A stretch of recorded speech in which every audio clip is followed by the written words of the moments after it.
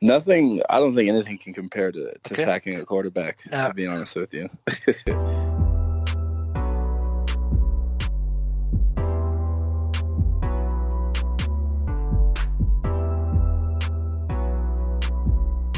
Ich habe ehrlich gesagt keine Ahnung, wie viele Tage und Minuten, Stunden, Sekunden es sein werden bis zum Draft oder zum Start der Regular Season.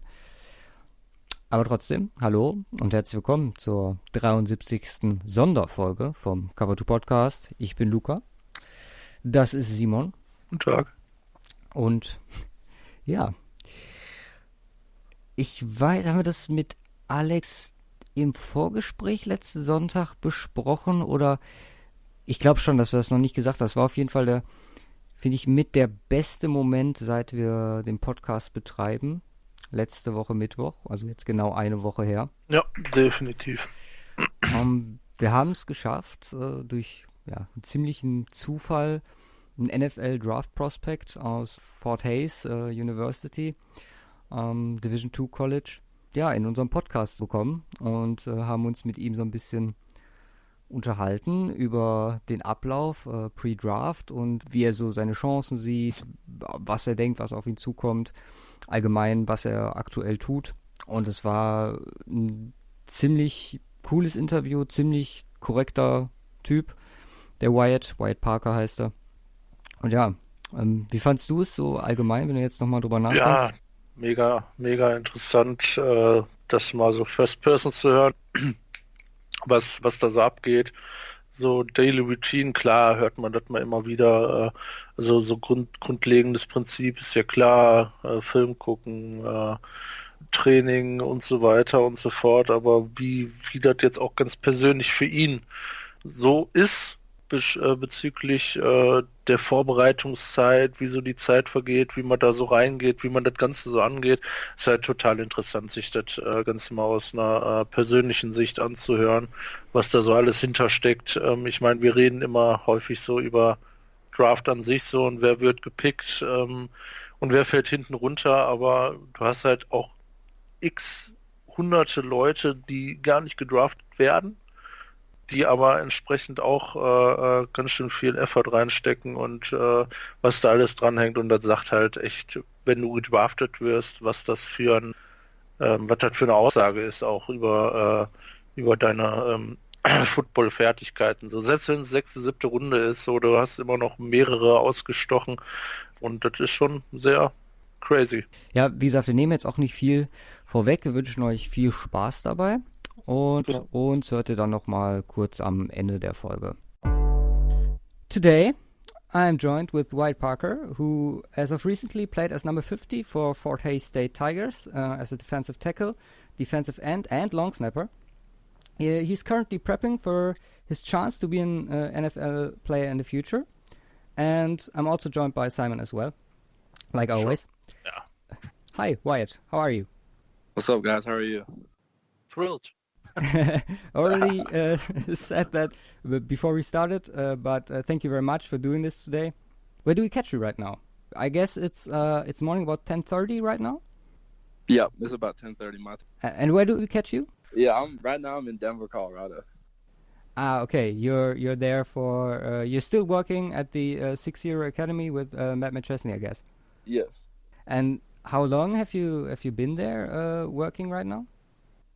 I've been here since early to mid-January. All right. Before we get into the process of a draft prospect, would you like to introduce yourself very quick to our listeners? Yeah, definitely. My name is Wyatt Parker. I just graduated from Fort Hays State University. I had a great time, great experience up there. Made a lot of friends. Got to win 2 conference championships in a bowl game. 3 rings in 4 years isn't too bad. And now I'm just looking for my shot at the next level, man. You know, just trying to prove myself to a team and, you know, just get my name out there pretty much. All right, really nice. You took something ahead of me because I already had some facts and stats I wanted to state about you. You played about 4 years for the Tigers. Like you said, won bowl championship in 2016. In your first year, you came second in the Mineral Water Bowl, right? In 2015? Yeah. Yeah, my freshman year. And in 2017, you and your teammates went 11-1, ended up winning the division championship. You managed to make the All-MIA second team in this year. The next year after your senior year, you finished 9-2 in a division and won back-to-back championships. In week 3, you became Defense Athlete of the Week against Washburn with a game of 7 tackles, including 3 of them for loss, 1.5 sacks, 1 forced fumble, and 1 interception. Sounds Yes, good sir. to me. Yeah, that's amazing numbers. In total, you tackled for 186 tackles. 72 of them were solo tackles, 8.5 sacks, and 2 interceptions over your college career. How do you see that time at college, especially now your last year? I mean, there's improvement definitely, like from your freshman year up to your senior year now. Yeah, definitely. Every year, I pretty much took a step forward, I guess you could say. So every year, like, my goal was to just outdo myself from the year before, pretty much. And it really made me mad my junior year when I was second team and not first team. So I definitely took that very personally to make sure that I was, without question, first team my senior year. Perfect. What do you think are your biggest strengths on and off the field, and where do you see improvement? Or where do you see is room for improvement? Where do you think, or where did you start working on in this off season prior to the draft? On the field wise, I'll start with that. My biggest strengths, I feel like, are just my versatility. I can literally play the run, the pass, and tackle, nose, anything you need. I played everything.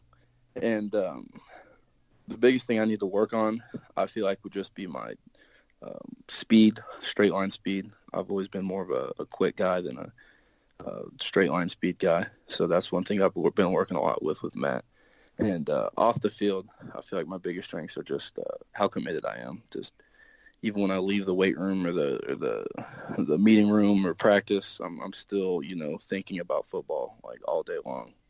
It's just my obsession, and I think that definitely gives me an advantage over everybody else.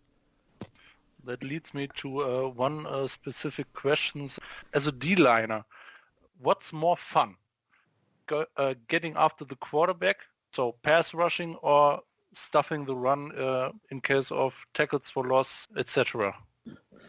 Nothing. I don't think anything can compare to Okay. sacking a quarterback, to be honest with you. It's a great I feeling. thought so. But stuffing the run, especially on like the goal line, that's a pretty good feeling too. You get a lot of, the crowd goes crazy, and it's just exciting. Yeah. We watched pretty much all of your tape we found on the internet. So Luca searched for some tapes online, and we found some. And I thought it was pretty impressive, especially your ability when you're at, for example, running back, tight end or something, carrying the ball. It was hard for anybody to make you miss those tackles. When you had those guys, you pretty much got them on the same spot. So that was pretty impressive, which also is stated by your stats. 168 tackles, or around about 50 per season, is pretty good for a defensive tackle. You normally see those numbers for a linebacker.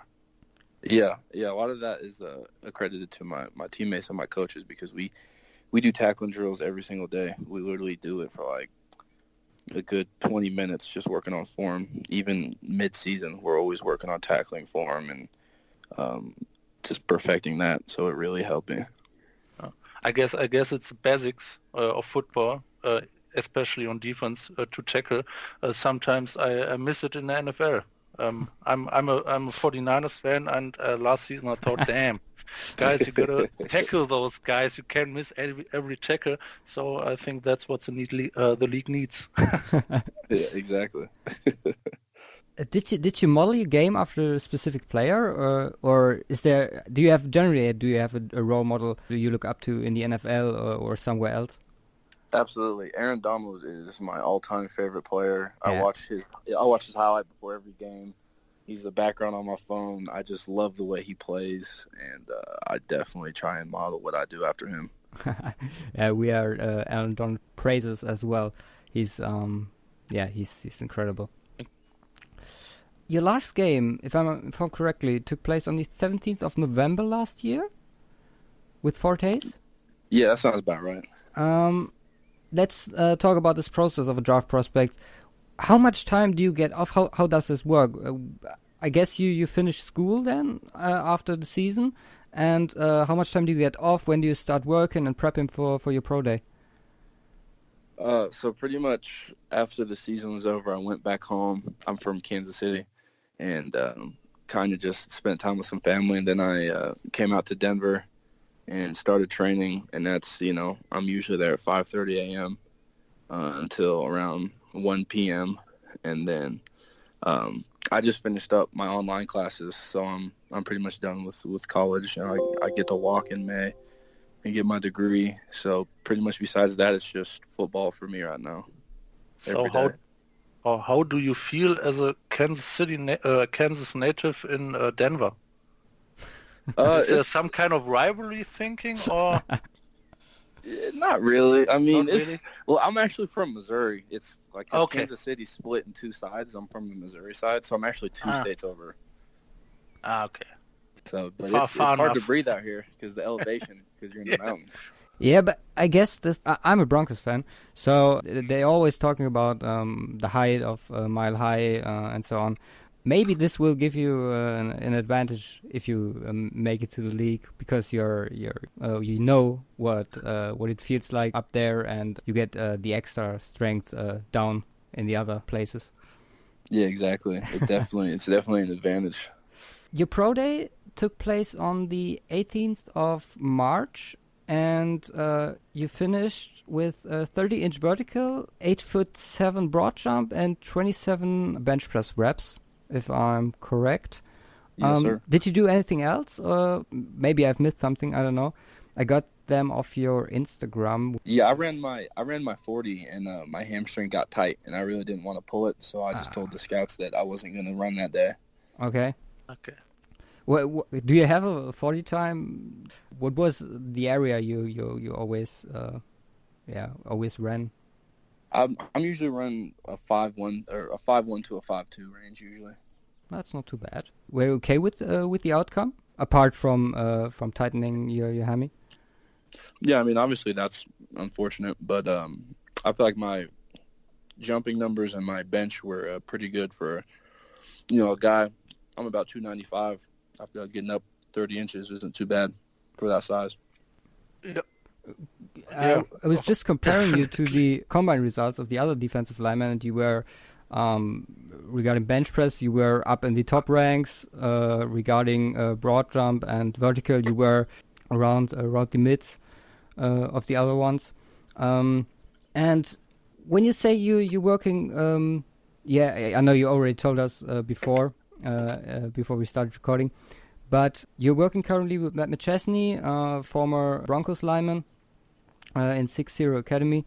How did you, please explain again to our listeners, how did you get in contact with him, and how is it working at 6-0 Academy?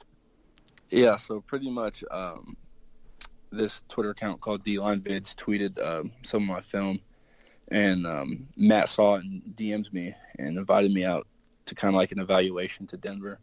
And a lot of my teammates are from Denver, so I came out here and saw him and then worked out with him twice that weekend. And we kind of just like connected. Like, I liked the type of coach he was and what he was showing me, and obviously he liked me. And so I came out here and started training with him like around mid-January, and we hit on everything. We're doing film study and draft prep and position work and just one-on-one pass rushes. We just do everything. Obviously lifting 5 times a week, and it's just there's nothing that we don't really do here.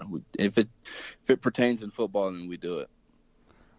Yeah, how can somebody like him, or I don't know, I saw some videos of players like Connor McGovern and Sam Jones. They are currently also training, or they were training at 6-0 Academy. How can, if you get in contact with those, how can players like that, or Matt as a coach help you with your on and off field stuff, considering you're going into the league? Oh, pretty much all those guys you just named either have been or currently do play in the NFL. So all those guys can pretty much just tell you, like, you know, pretty much how things work in the business, you know, when it comes to film, when it comes to preparation, and when it comes to just things that you need to know and prepare for. You know, it's definitely good to have that advice from people who have been through it and are still going through it. It's definitely nice. The process, as I said, I remember when I left university, it's a totally different thing, but I needed to completely restructure my daily routine. And how did this work out for you when you got off and you had to do it more or less all by yourself? I guess working at the academy helps. But what is your daily life like right now? Pretty much I wake up, you know, make some breakfast, and then go train. You know, I'll go get some lunch, come back, watch film with Matt, you know, work on things I need to work on, and then he has the recovery center, so I'll get in the ice tub or get in the sleeves, you know, for recovery. And then when I come home, it's pretty much, you know, cook, because I have to eat a lot to keep my weight up, and go to bed and get ready to do it again, you know, because I got to be up at, you know, 5:30 most days. So to get a full night's sleep, I got to go to bed at least like 9. So I'm in bed pretty early most nights. So once you get in a routine, it's easy. I don't even really need an alarm clock anymore. I pretty much just wake up at like 4 in the morning naturally. Yeah, before Simon continues, there was a podcast, I don't know if you know Sebastian Vollmer, former German Patriots offensive lineman. You know him? I've never heard of him. Okay. He gave an interview, I believe it was about the last Super Bowl around that time. And he said because he needed to keep up his weight, he did some crazy things like, for example, eating spoons of olive oil in the night just to keep up the weight. Did you do something like that? I mean, anytime you're trying to put on weight, you know, you're open to anything when it comes to like diet. But I don't do anything that crazy really. You can buy mass gainer supplements. You know, it's like 1 scoop of this protein powder has like 1,000 calories. You know, and this stuff like that. Just like little things to help you keep that weight up pretty much, and to stay where you want to be at weight wise. All right. Yeah, let's focus a bit more on the upcoming draft. That's why we're all here right now.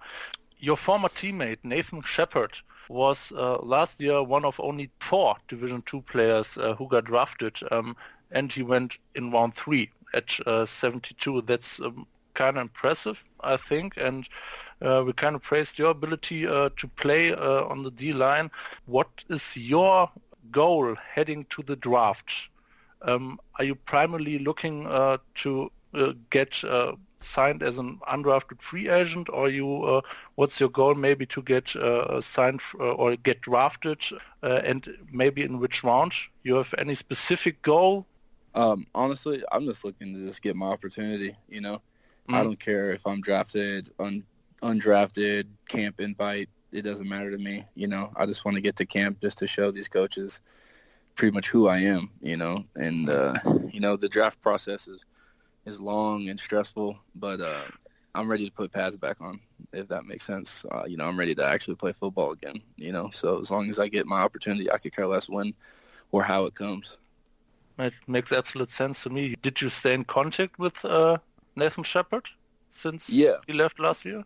Yeah, I actually talked to Nate 2 days ago. He's with the Jets, doing real good. And I think they started OTAs a couple days ago. But, yeah, that's my boy. He's given me a lot of advice, you know, on just how being a rookie is and just things that you need to do, you know, going in. And he's helped me a lot. I guess that's pretty helpful to have someone in there. You played. How many years did you play with him in college? For 3 years then? Yeah, I played with him my freshman through my junior year, and he graduated my junior year. So I guess it's pretty helpful to have with that coming at you in the next month to have some insider or to have an insider in the NFL, which who You can got show many. you. Yeah, you got many. Where you are right now, but it's definitely, I guess, something else to have some kind of guy in there. You shared the D line with about a couple of years. Yeah, definitely. Anytime you have someone telling you, what to expect, that's always going to be nice compared to just going in, blind. Yeah. You already said that the mental side of the game is one of your strengths, and you seem like a very chilled and open guy. Do you think you're ready and prepared for the pressure which will come up to you when you get into the league? Absolutely. They say no pressure, no diamonds. But if you want to make all that money playing football at the highest level, you better be prepared what comes with it. Which is a lot of pressure. If you don't perform, you're cut. And I thrive in environments like that. I love when everything's on the line. So I'm excited, man. Oh, that's great. Do you have something like media training or like mental coaching? Is this part of your journey there at 6 Zero Academy? Yeah, Matt helps me with a lot of that stuff, because obviously there's going to be people who try and twist your words or, make you out to be something that you're actually not. And a lot of that is just, not saying, there's just you got to know when to, not comment on certain things and, just be smart with your words and what you say. Yeah, I mean, Matt is someone who always speaks his mind, and I like those guys. I think they give some fire to those normal generic stuff you hear in the media. Absolutely. Do you have an agent? Yeah. I'm signed with BTI Sports out of Wisconsin. My agent's name is Jordan, and he's a good guy. I like him. Nice. If for some reason the NFL will not work out, do you have a backup plan? Are you considering leagues like the Canadian Football League or maybe the upcoming XFL in the future? AFL is unfortunately not an alternative anymore, or something completely different. Which reminds me, what did you study at Fort Hayes apart from playing football? Yeah, I'm definitely interested in playing in the CFL or any of those leagues. Pretty much, I've actually watched some CFL games and they really get after it up there. I kind of like it. But I had actually somebody from the German Football League messaged me on Facebook a while back. I can't think of the name of the team, but I didn't know there was a German Football League, to be honest with you. I looked it up, and it's kind of those cool. Names are kind of hard to pronounce. Yeah. I don't know the name of the team. Like I said, I can't pronounce it, but yeah, it definitely looked interesting. But my major at Fort Hayes was human health and performance. So okay. I would really want to get into like kind of like strength training and conditioning. All right, I was just looking up those teams in the GFL, which it's called. German. Do you want to go through them all to determine which one it was? Yeah, sure. You can name the teams.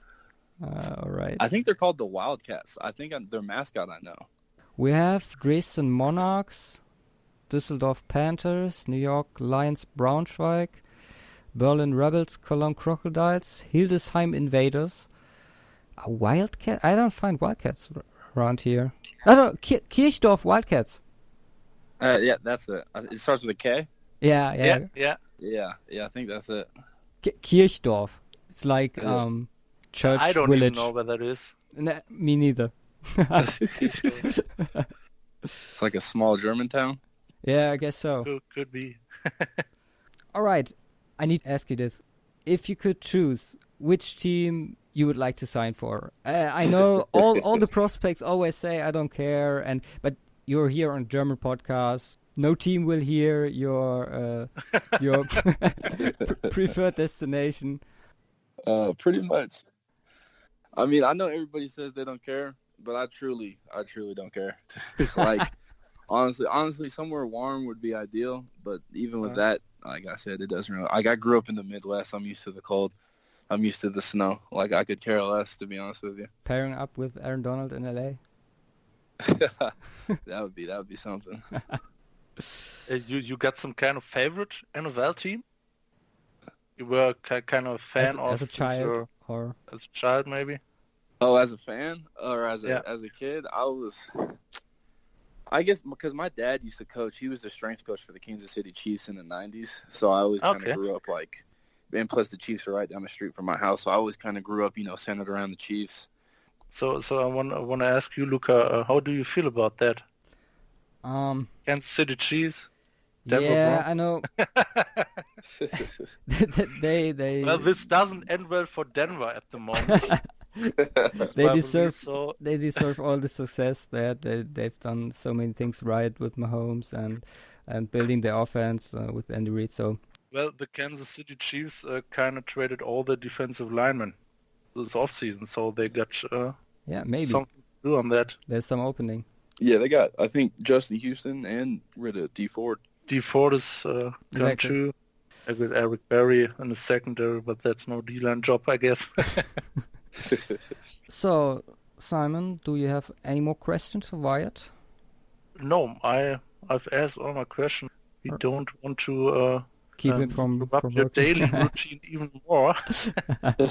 So, yeah, I think it's really interesting. It's the first time we hear those things directly from a guy who's living it at the moment.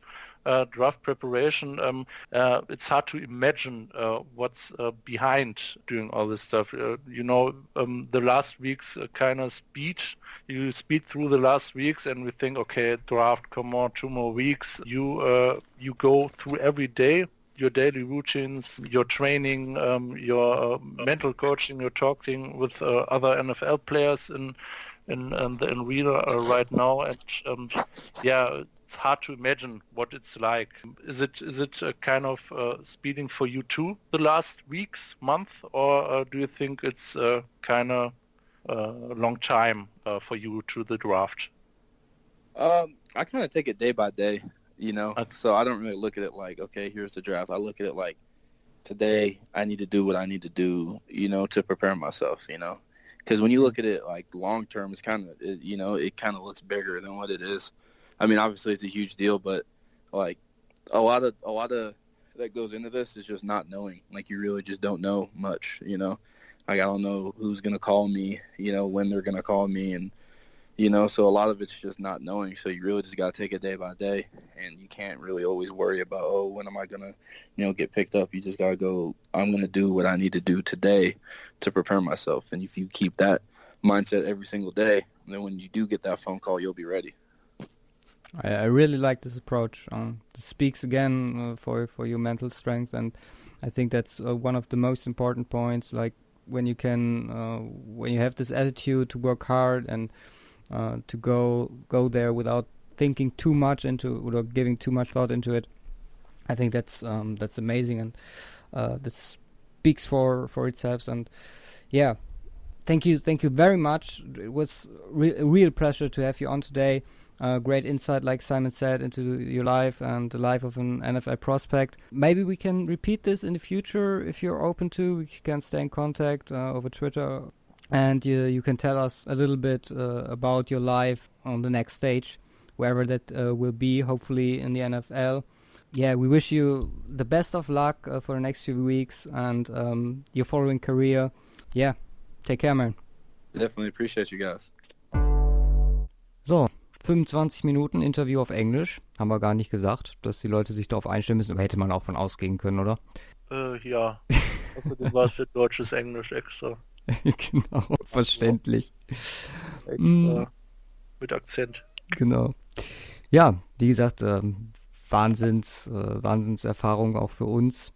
Ich hoffe, wie gesagt, das Englisch war nicht allzu schlimm, sich anzuhören. Wir haben ihn danach nochmal gefragt. Weißt du was, ich habe es nicht gehört. Ja, stimmt, du hast es noch nicht gehört jetzt. Wir haben ihn nochmal gefragt danach und er war ganz zufrieden mit uns. Also hat alles verstanden. Wir versuchen so Sachen immer öfter, also wie gesagt, das ist halt auch für uns eine ziemlich coole Sache. Aber so Möglichkeiten ergeben sich halt, ja, wie dieses Mal auch dann einfach zufällig. Ja, wir hoffen, es hat euch gefallen. Und ja, wir hören uns dann auch wahrscheinlich schon mit der Besprechung unseres Mockdrafts, der zum Zeitpunkt dieser, wenn ihr das jetzt hört, wahrscheinlich schon draußen ist. Am Sonntag, den 21. Also die Pre-Draft-Folge. Ich würde sagen, hast du noch was? Sonst Nö, ich hab nix. können wir das hier auch beenden. Ich hoffe, wie gesagt, es hat euch gefallen und haut rein. Peace.